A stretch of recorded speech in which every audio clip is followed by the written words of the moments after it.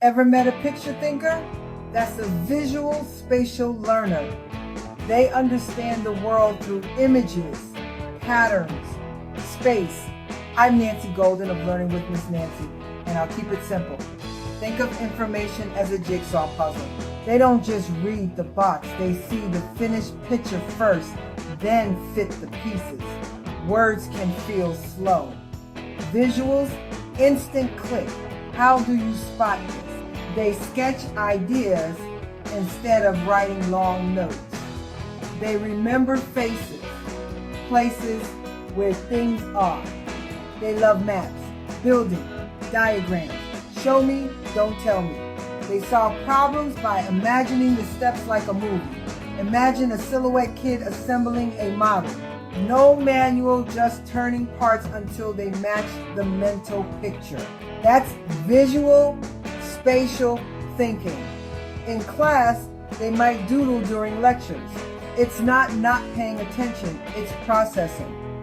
Draw a concept map. Build with blocks. Color code notes. The light bulb turns on. At home, give them real world space. Literally, whiteboard wall, sticky notes, magnetic shapes, big calendar. They thrive when information lives on the wall, not buried in a paragraph. Study tips that work. Turn vocabulary into quick sketches or icons. Use mind maps instead of outlines. Convert steps into a comic strip or storyboard. Chunk time with a visual timer. Watch the colors shrink. Practice with models, fractions with pizza slices. Practice with models, planets with marbles. Calming struggles, long verbal instructions, timed drills, copying exact verbal dictation.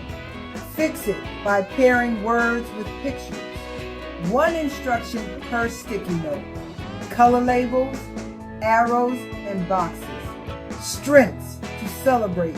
Big picture planning, creative problem solving, spatial awareness, art, design, engineering, sports plays.